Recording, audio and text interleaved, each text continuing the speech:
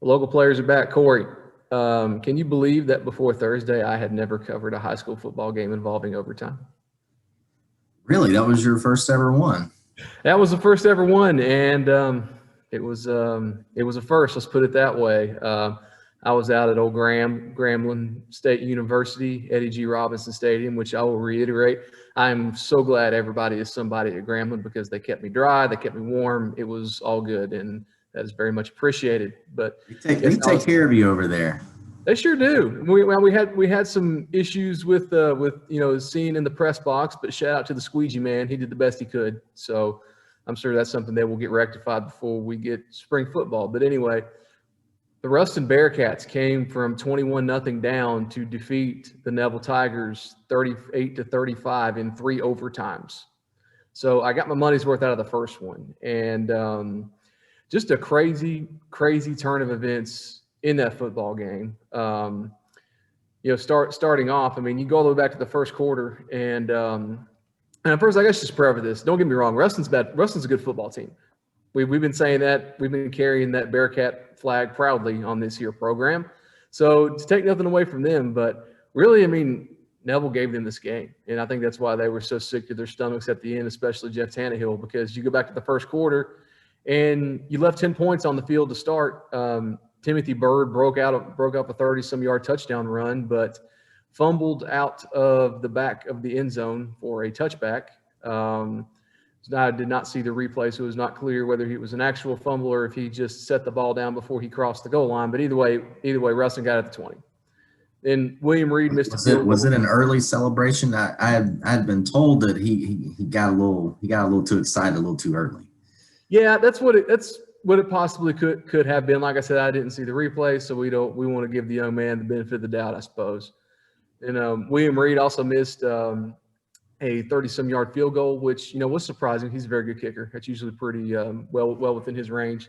So you go from that, and then probably the image that stuck with me the most is we got about 5 minutes and change left in this fourth quarter, and Neville was leading 21-7. And only really gave up 7 points to that point, considering they played the whole fourth quarter inside their own 40-yard line, which is, pretty impressive. And here it comes, the mule train. Your best out there on the front, 2 tight ends, 3 backs. Neville's going to run this clock out, of something we've all seen hundreds of times. Only this time, they fumble on the very first handoff. Rustin pounces on it. And on a short field, they go and score. And then Neville fumbles the kickoff. And Rustin scoops and scores it. So we go from what looks like is going to be a comfortable victory that, again, to reiterate, I've seen this hundreds of times. Neville gets in the mule train, runs it out, and that's it. We went from that to tied at 21 with about 3 minutes and change left. And that doesn't even begin to cover how crazy this game was. That's just how we got to the overtime. Neville gets the ball first, and on third down play, Brett Batterford, who started slow, he didn't complete a pass to the second half, but threw 2 touchdowns in overtime. The first one being to Benjamin Crawford that extended it, and then Rustin was dead. There was no other way about it. You go instead of starting 1st and 10 in overtime, first and 10, starting from the 10-yard line in overtime. They're starting from the 25 because of a roughing the snapper penalty. That's how weird this game was. There was a roughing the snapper penalty as far as things I've never seen before. So you're starting from the 25-yard line to begin with. Then you give up a sack. Then you take a delay of game. And then you take another delay of game. And then you give up another sack. And throw an incomplete pass. And you're 4th and goal from the 45. And what did you know it? We throw up a play, and Jack Whitaker somehow comes down with this thing behind 2 Neville defenders, and we're playing on. And it just kept going, and it kept going until Neville in the third overtime was going to kick a field goal, but bobbled the snap, couldn't get it down, and all Rustin had to do was send Caleb Phillips out for a chip shot well within his range. He's another very good kicker. In fact, he may be even better punter. I will not shock to see him be punting at a major college level here soon. And that was that. Rustin came back from the dead, and as I'm walking off the field, I look over, and there I am walking stride for stride with Jared Baugh, not even realizing it. And I was like, well, I guess it's time to do the interview. He looks at me, a little smirk, and says, "Can you believe that? You know what? No, Jared, I couldn't. I really could not." But that's how my prep weekend started. I mean, yours was a little bit more, low key Thursday night out at Rebel Stadium. Yeah. Okay. So before we get to the bloodletting that happened at Rebel Stadium, okay. So I got two quick questions about the Neville Rustin game. Okay.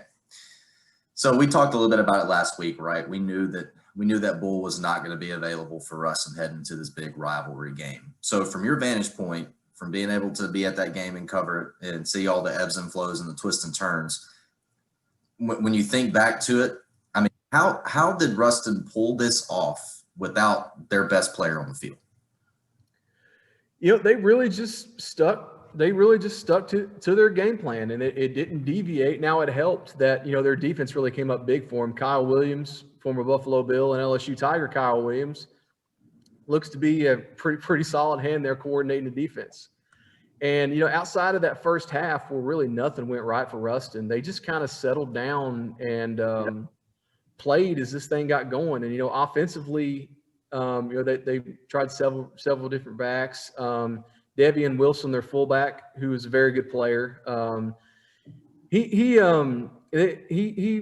carried them in spots, but, you know, he was tough. He's going to be tough for anybody to bring down, really. I mean, Neville can tackle him.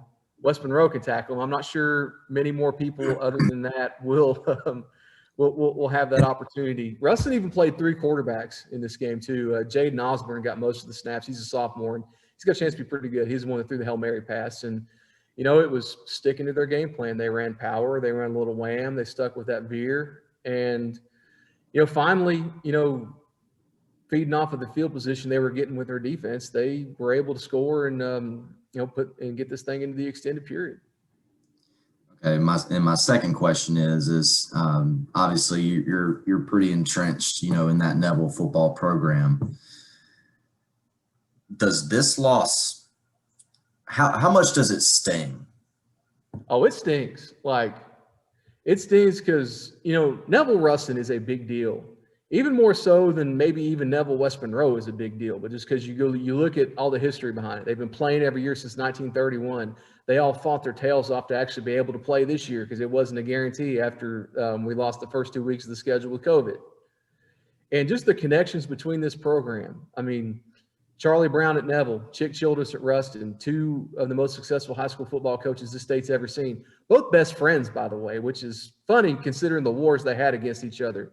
Because people don't realize, Chick coached at Neville for a long time. He was Charlie's defensive coordinator.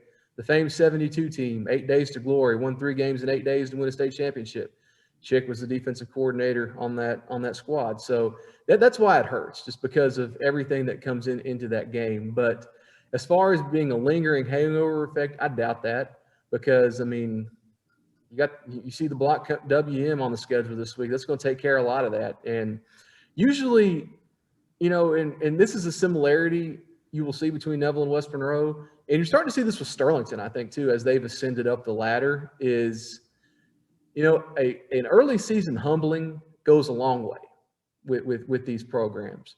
Because it's a situation where, as a head coach, and if you're a coach of a program like that, you're trying to get your kids to understand that they're not as good as they think they are. And the best way to do that is get beat. And I've seen it not just from Neville, but from West Monroe and from Sterlington, and even OCS to an extent. Just, you take that loss, you grow from it, and you're better because of it, and you don't have any more of those kind of letdowns for the rest of the year. So that should make for what should be a good one out at West Monroe this week. But speaking of West Monroe, like, how much do we really need to get into the aforementioned bloodletting? It can be summed up in quite literally one sentence. I mean, the weather wasn't the only ugly thing inside Rebel Stadium on Friday night. Okay, so dating back to my early origins of my sports writing career back home in the state of Alabama, you know, I couldn't even begin to tell you how many different high school football teams that I've seen, at least covered once in my sports writing career. And I'm and I'm not trying to embellish this at all, Adam, I would say that Evangel football team is up there with some of the worst high school football teams I've ever seen. Mm. Couldn't execute. Almost to a point to where you question what they do during practice. Could we get a snap? Could we line up next to each other? We could line up and get snaps, but that was about the most that they could execute. Mm. From a body language standpoint, I mean, I would even say, look, they are okay. To set the scene, they almost tripped over their paper banner. No. I'm not kidding, Adam. I'm not kidding. They almost taking the field, almost tripped over the paper banner that they tried to tear through.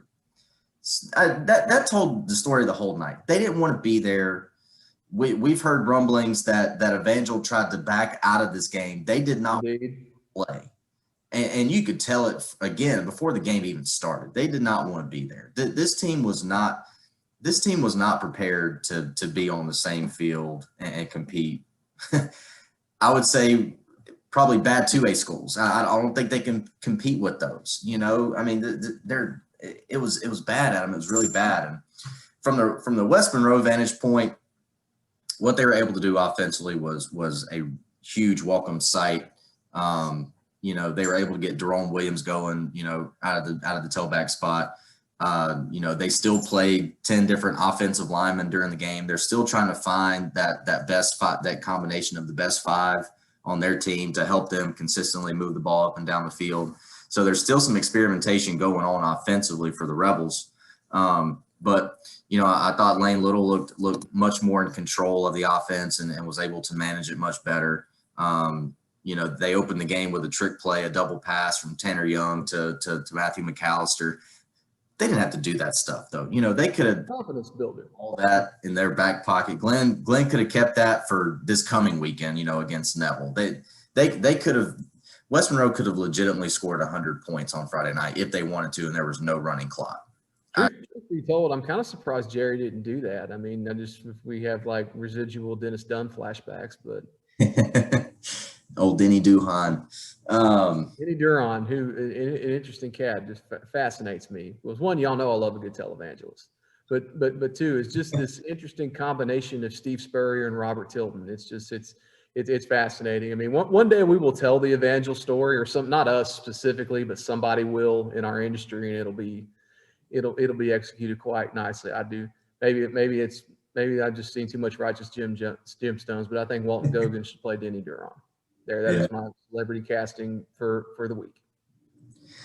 And you know, and just quickly as a last little note, you know, from the West Monroe game, obviously a performance that was much needed as you head into a big rival game against Neville. Neville coming to town this coming weekend.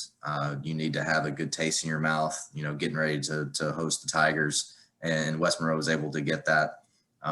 You know, I think West Monroe, it's interesting because the Karen Crows don't really fit what they like to do defensively, which I think is now that I've had a couple of weeks to sort of separate myself from that Karen Crow West Monroe game and how it played itself out.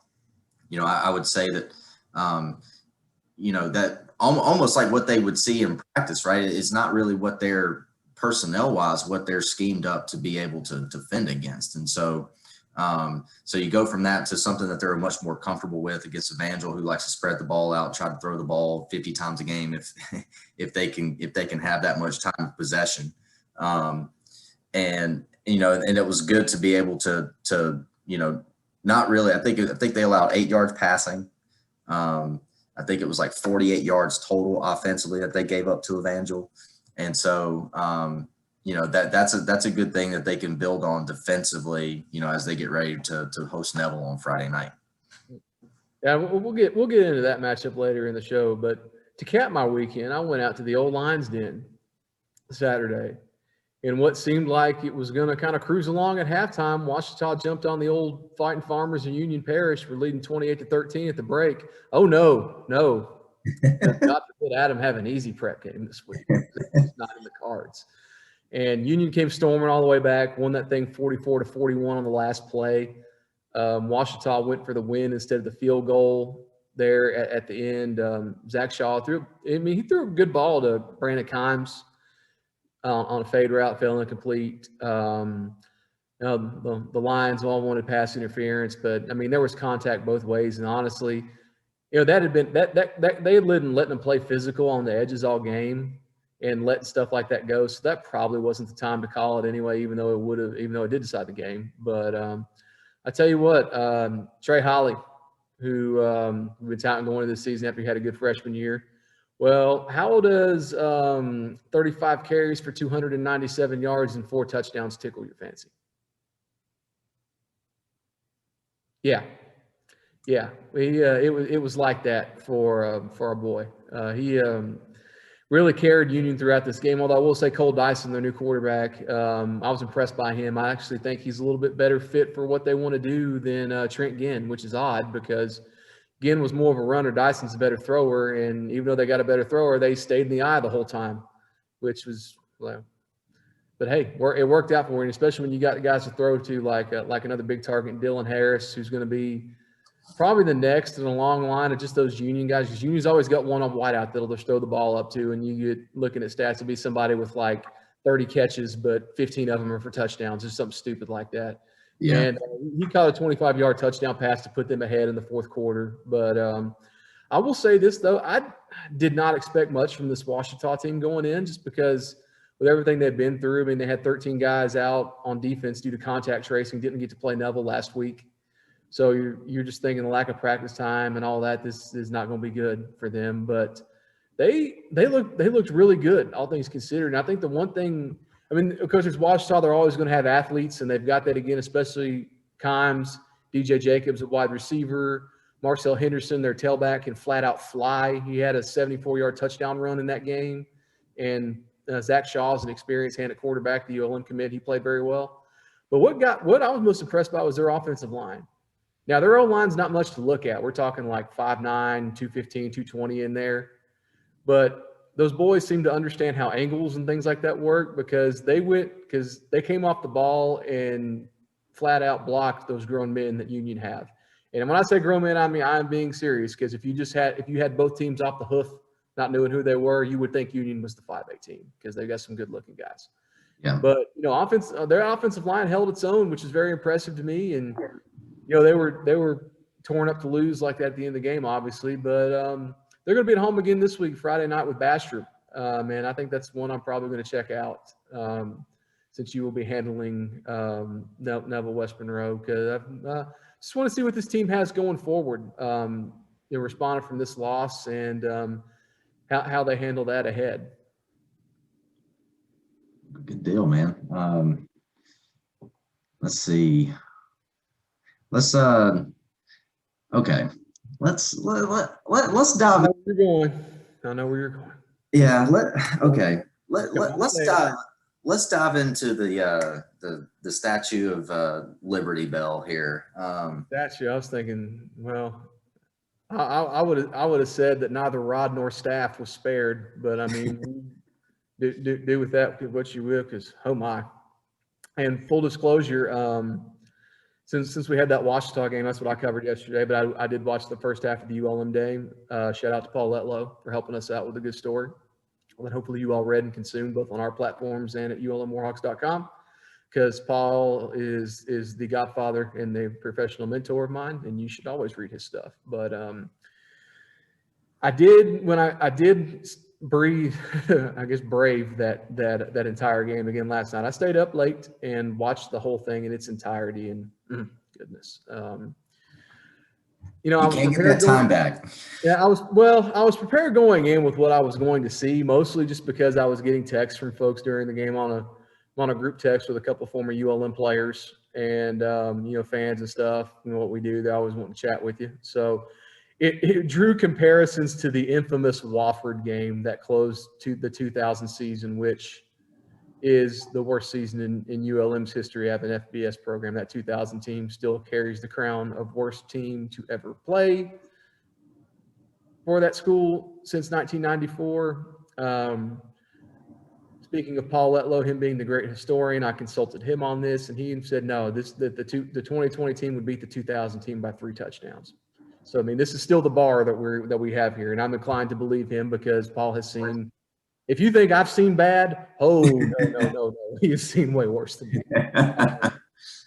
And I thought, I thought, just for the folks listening along, let's compare these and contrast these two options and then these two games, and we'll make a determination.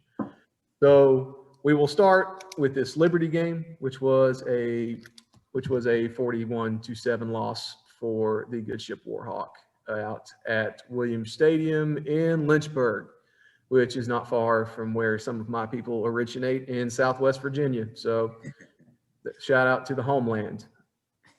So let's actually, I'll correct myself. It was 40-7. I don't want to squeeze another point in there. I apologize for that. So ULM ended the game with 11 first downs, which is kind of good considering they had 1 first down in the first half. Okay.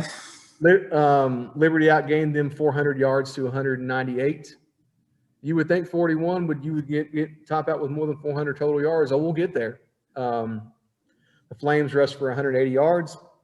ULM rushed for 78. ULM was 1 of 16 on 3rd down, which no shocker there. That's been a trend all season.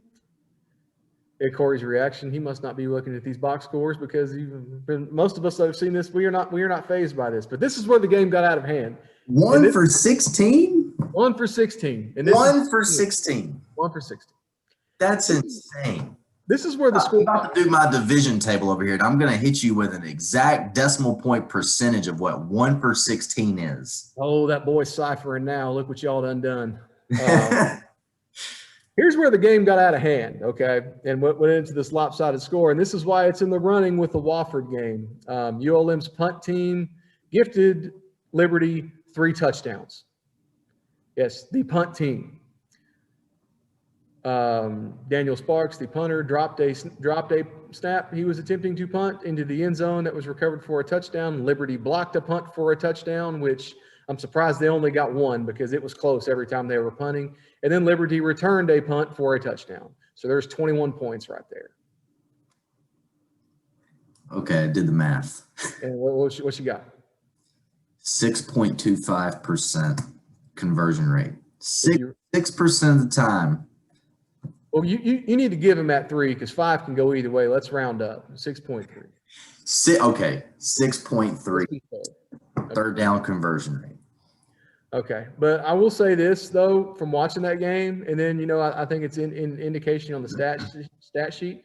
The defense, ULM's defense really didn't play bad, because you subtract 21 points from that 40 there, because that was all on special teams. You're playing on your end of the field the entire game, especially in the first half, because as we said, you had 1 first down.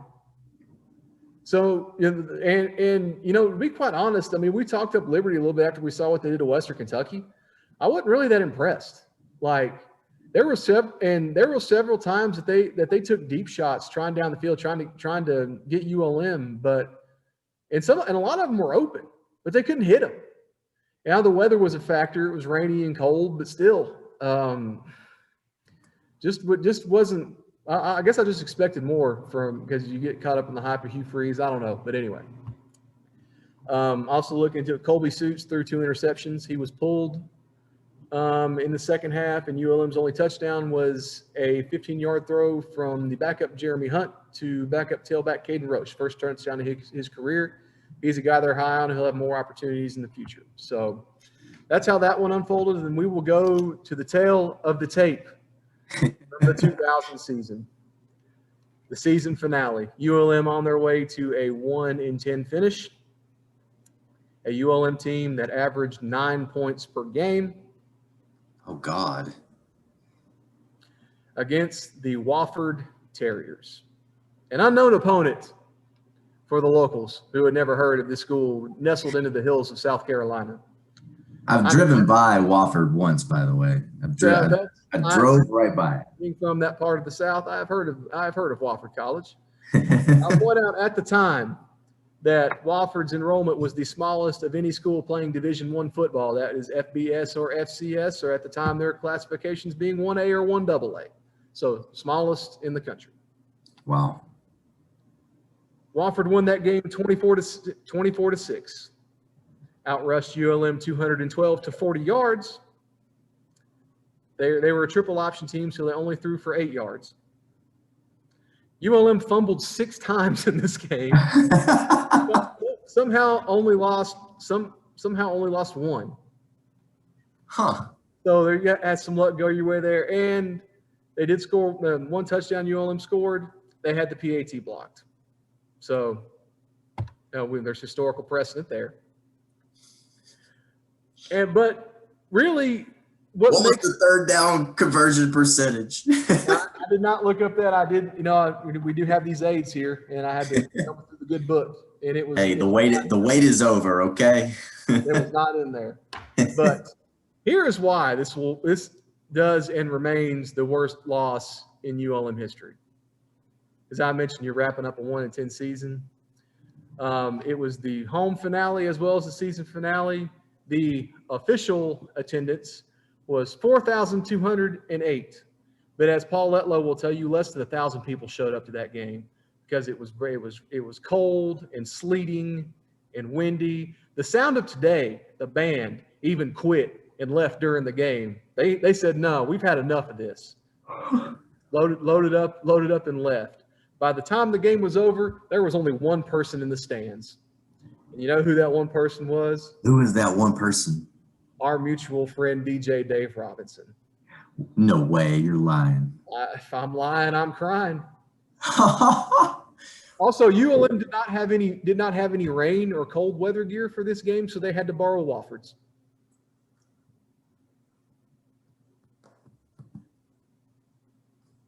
And again, that's why I believe that Wofford is indeed the worst loss. I don't even think Liberty touches it. I mean, the three punts, the touchdowns from the punt team, yeah, that deserves top 5 consideration. Okay, there's a historical asterisk there, but you put all that together, and nah, dude, it's Wofford. It's always, and barring something more of that, it's always going to be Wofford. Yeah, I can't envision a scenario where ULM has a loss worse than that loss to Wofford.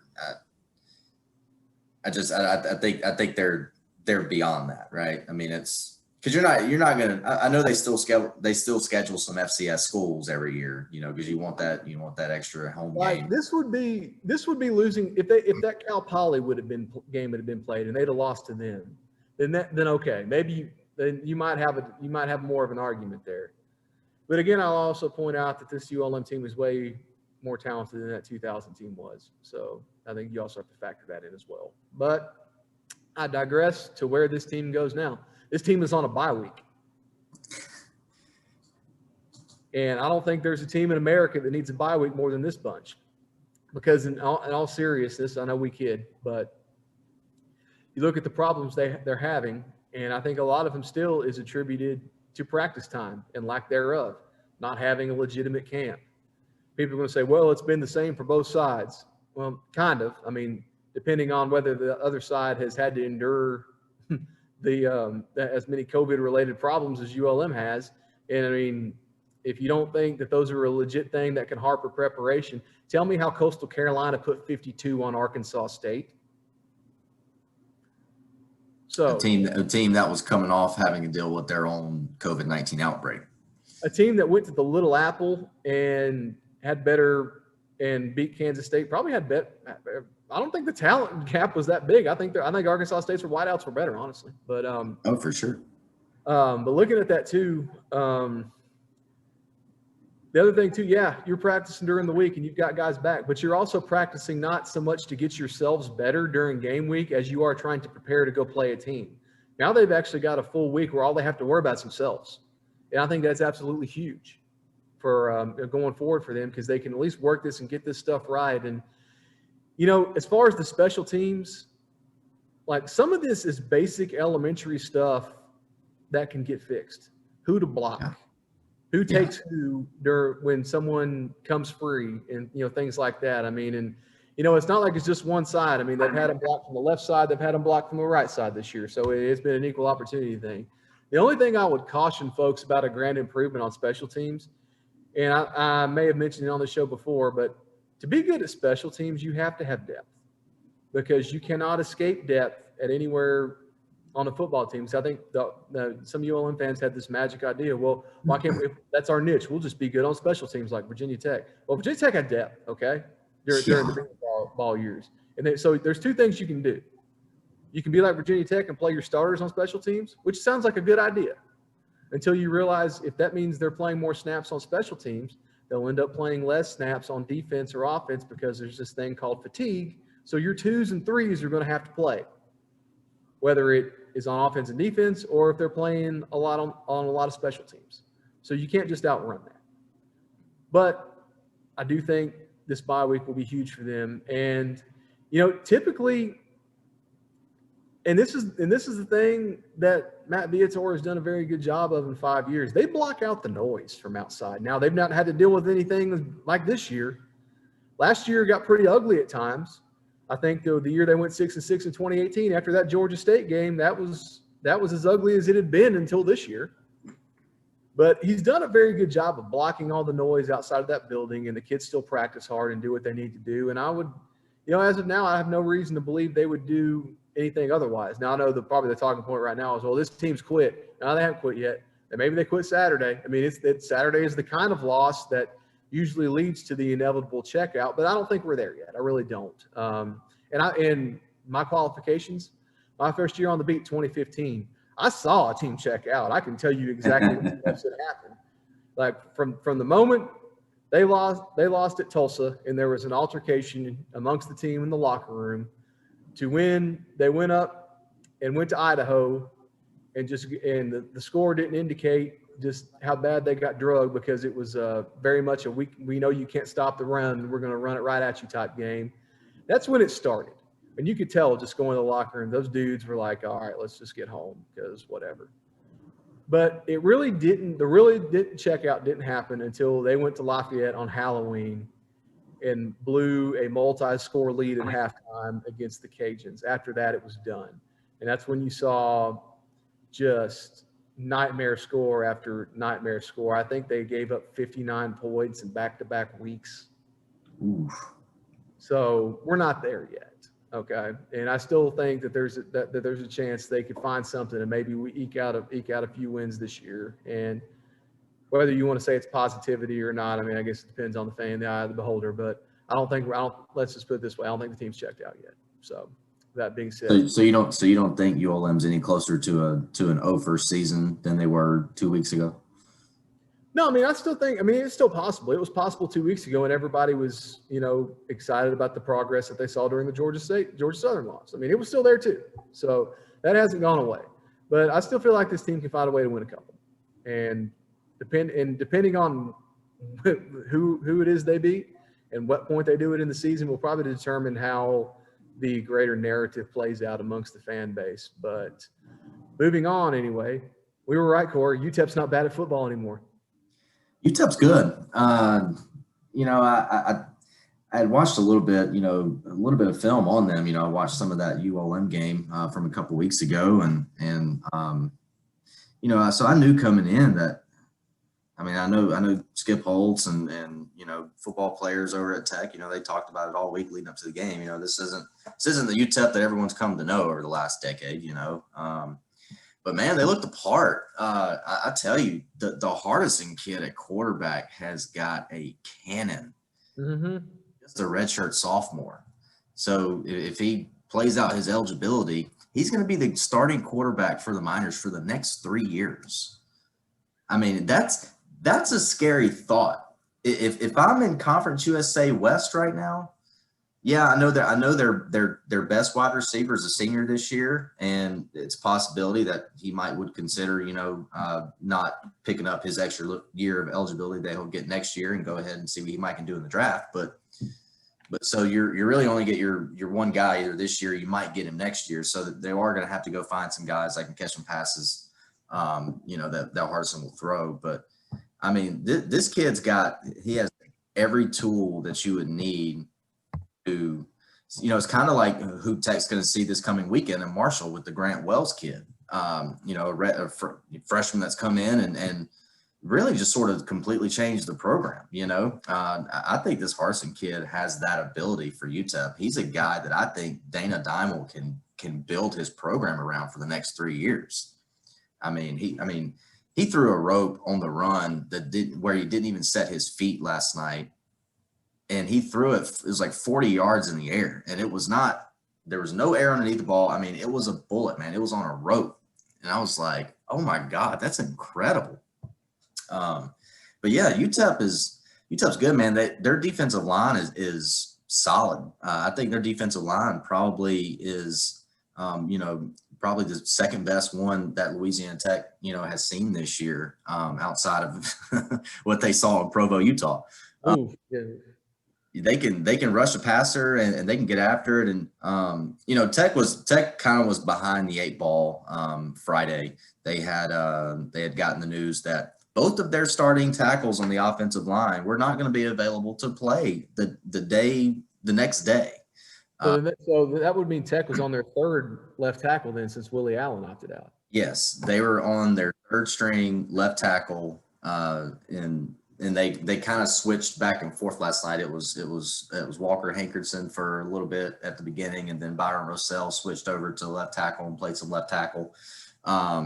You know, and so both of those guys were filling in for both tackles. Antoine Lewis is your normal starting right tackle. Both of them out. It was COVID-19 related issues.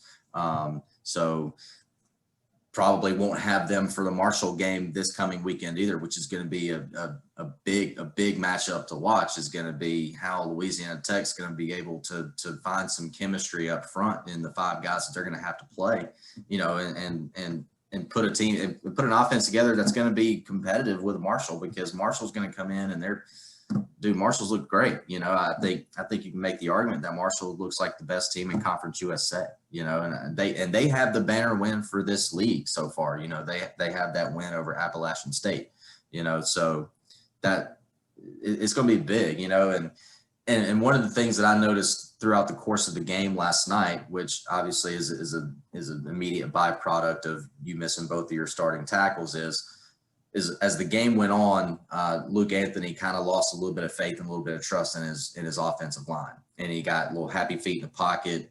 He was feeling pressure when UTEP hadn't quite gotten to him yet, and it was kind of rushing him and getting him out of his game and getting him and his receivers out of their rhythm, you know. And Skip comes to the podium last night after the game and said that was probably one of the worst offensive performances that they've had during his tenure at Louisiana Tech. I mean, you know, they had let me look it up here real quick. Got it pulled up.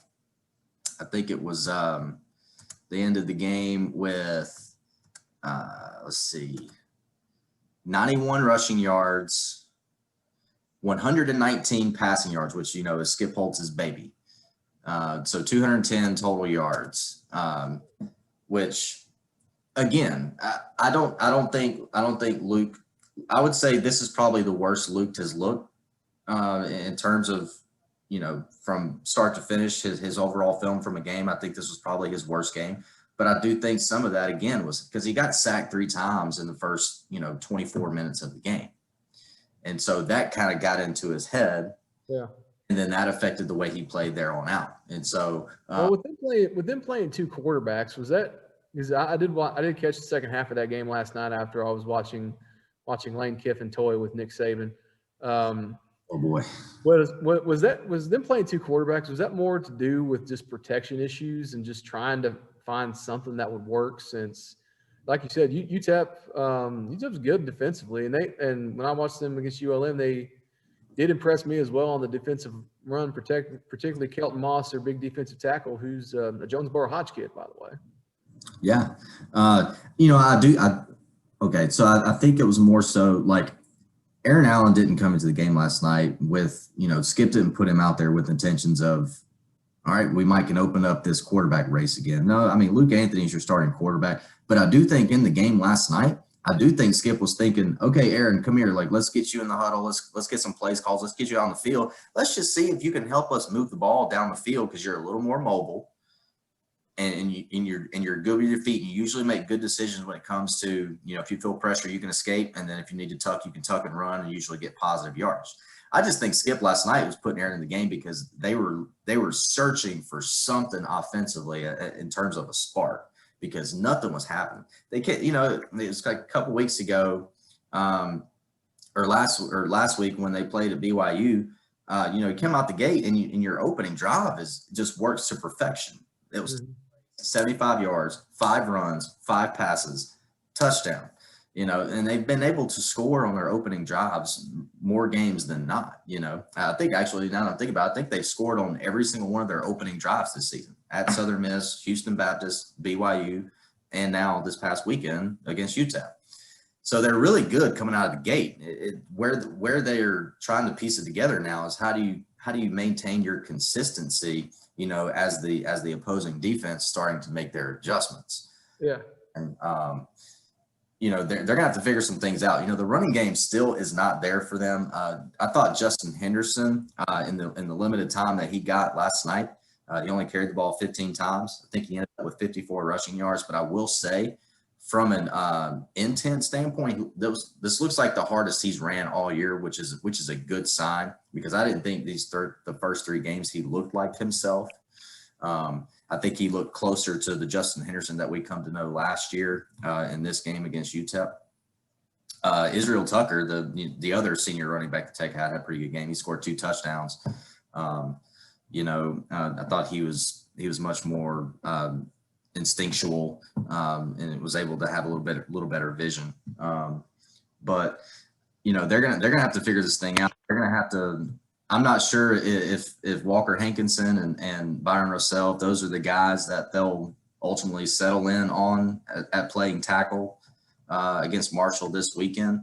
I think this week during practice, I think Robert McFarland, the offensive line coach, I think he's probably gonna run a bunch of different guys out there, over the course of the 4 days. And I think he's going to try to, it's almost going to be like auditions again. It's like, okay, who's going to be the best guy? Who can we count on to help us this weekend beat a pretty good team in the Thundering Herd? So, and then defensively, I got to start with our local boy, our old Sed Woods. This kid's really coming to his own, man.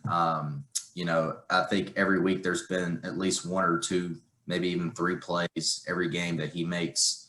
That's been really impressive to David Blackwell, the defensive coordinator, Jeff Burris, the secondary coach at Louisiana Tech.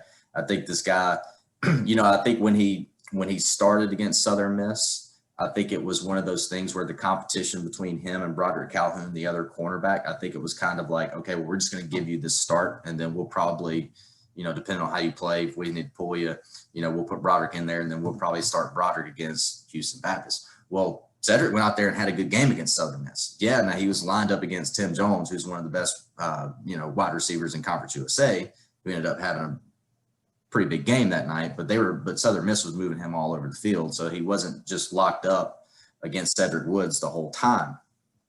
But I think Cedric Woods, he's earned this spot. I think he's entrenched himself as the starting cornerback opposite of Zach Hannibal, our OPSH. Another Monroe boy. Another Monroe boy. And I'm not trying to throw shade at Monroe, especially this one, since he's one is one of my favorites. But it's a shame to see our boy Jaden Cole get called for targeting. I didn't think it was targeting. What's funny is so Jaden gets flagged for targeting, and they uphold the call, so he gets ejected. And then the one that happened on the punt return with Taj McGee goes down and just lays the wood on the punt returner. That one to me looked more like targeting than Jaden's did, and they said that Taj just wasn't targeting. So now I no longer know what targeting is. Well, neither do they. Neither does anyone. I mean, that's apparent. But it's a shame too, because if Corey Stroughter hadn't gotten hurt, then our 2 local college teams playing right now would have had all Monroe cornerback tandems. You would have had Zeno and Ced at Tech, and you would have had Stroughter and Josh Newton, the Washington kid at ULM. So go figure. Nice. But speaking of preps. What are your thoughts on Neville West Monroe? this week as the Tigers cross the Lee Joyner Bridge and head to Rebel Stadium. head where the sun sets, huh? Um, offensively for West Monroe. It starts up front. They played 4 guys this past week on the offensive line that had really sort of found their own playing defensive line over the last couple of years. Some of them had some experience in their, junior high freshman year days of playing some offensive line. But Glenn told me, he's like, look, we needed to be more athletic up front, because what we saw in the Karen Crow film is that we were not athletic. We couldn't move and we couldn't block anybody. So we need to get some kids over that can bring some athleticism. And then if we can get them to block, we'll be pretty good. So again, like I mentioned at the top, that experimentation is still ongoing at West Monroe. They're still trying to figure out what their best 5 offensive linemen, what that combination is. And then really, I think it's going to be, because I know defensively for Neville, they're pretty sporty on the back end. Lane Little's going to have to do some things on Friday night. Yeah, if Lane Little, when the opportunities present themselves, Lane's going to have to make a tough throw.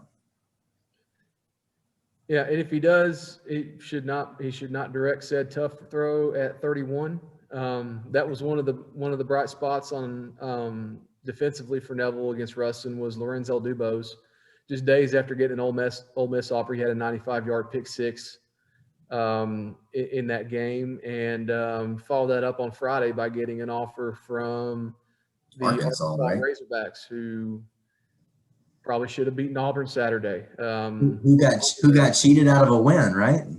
Yeah, that's one way to say it. So, but yeah, while the secondary is quite good, don't sleep on the defensive front either for Neville, because they they won't be as big as West Monroe. They never are, but they're quite athletic. A guy like Myron Elam, who has I believe he's got 3 or 4 sacks in 2 games. He can really bend that edge and get upfield, and and they've got some size inside.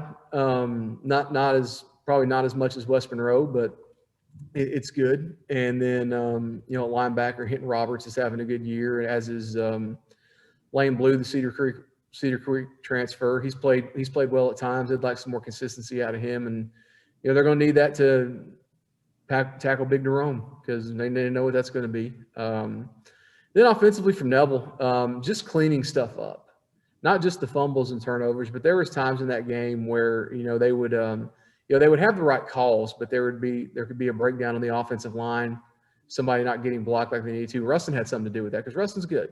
Again, we talk about this game. I just feel the need to reiterate: don't misunderstand me. Ruston is good. Okay, they just happened to catch a bunch of breaks against Neville, but that's no fault of their own. So those are the things I'm curious to see, and also just I want to see how you'll be able to see this, so you'll have an indicator on Friday night, is how Neville responds. And history tells us that they tend to respond pretty well after stuff like this. So that'll be one of the things I'd be curious to find out while you were there. I think I'm going to head over to the Lions Den again Friday night. Bastrop is coming in. We referenced it earlier. Ouachita, really tough loss to Union Parish.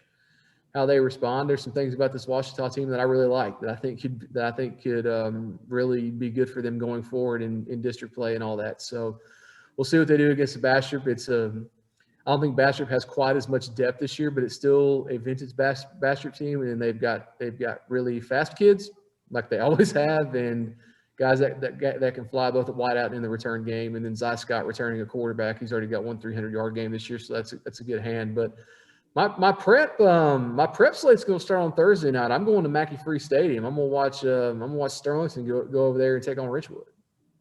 Yeah, that's is that our first district game of the year? That is our first district game in 2-3A. Wow. And Richwood's still trying to, Marcus Yanez is still trying to build that program in his image the way he wants it. He's getting there, but it was a tough rebuild, and they're getting. And this is kind of how these things work. I mean, you go the first year in situations like this, it's usually lose badly. And in the second year, it's lose close. And that's kind of the situation they were in because they hung with Bastrop last Thursday night. So we'll see what they got for the Panthers. And it is worth pointing out from a historical context, Sterlington has not lost a regular season game in this district since they joined in 2017. They have only lost to one district opponent, and that was in the 2017 quarterfinals, and that was Richwood. So there's just It was en route to the Dome. En route to the Dome. They ran into Smoke Harris and Westfell. It didn't go well, but they still got there, and that was a lot of fun. Shout out to my dearly departed friend Freddie Bear McHenry. I watched that game on the sideline with him that night. But Sterlington had a get right game against North Webster, won handily, and nothing that stood out is kind of spreading it around in that backfield with no Dallas Rieger, no Jordan Townsend. Everybody got involved. I think Zach Crane is still the guy they want to be the bell cow there and get the bulk of the carries, but he'll play both fullback and tailback as this thing goes on. Defensively, they only allowed one touchdown. It was late. So not much drop off there, which you didn't expect with guys like Colin Foy and Jordan Doty back. So it'll be the first time I've seen the Panthers this year. I'm looking forward to it, as I'm sure they will be. I don't know if it'll match quite like the last Richwood Sterlington game I covered out at Mackey Freeze. That was that de facto district championship game in 2017 where Sterlington was just killing them with the run the whole first half. And it was Austin Dupree ran for like almost 300 yards in that game. But it was close at halftime. And what tends to happen when it's close in halftime, the crowd starts to get a little bigger, a little more of the Ram fam filing in.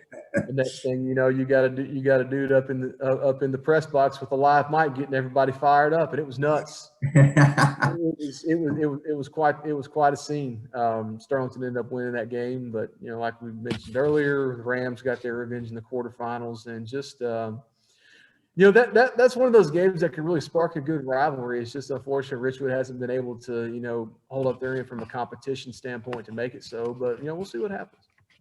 Yeah, that's good. I think we're kind of getting into that portion of the high school season, right, where there's going to be a heaping helping of the Thursday night games, and then we're going to have the remainder on Friday. So it's getting busier and busier as we're going along.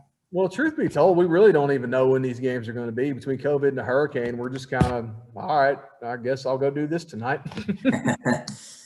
I feel like we can play today. We should probably call the other team and see if they're ready. So, well, and it's like poor Ken Trahan down at Crescent City Sports. He usually emails me on Sunday wanting the week schedule up here. I was like, well, man, this is what I got for you, but it might be obsolete by the time you wake up in the morning. But we will do what we can. But Corey, any closing thoughts before we get out of here?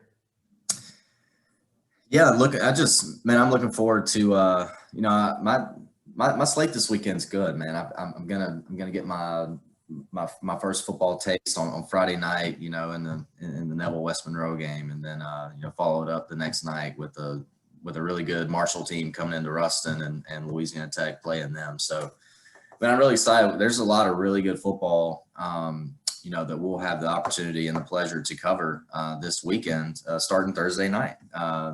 And we're looking forward to, I know, Adam, I can speak for you on this. We're looking forward to providing great content, out of these games, telling these stories, and just want everyone to stay locked in on thenewsstar.com and my Twitter page at Corey Diaz _TNS. My buddy Adam, his Twitter page. That's at Adam _Hunsucker, HUNSUCKER.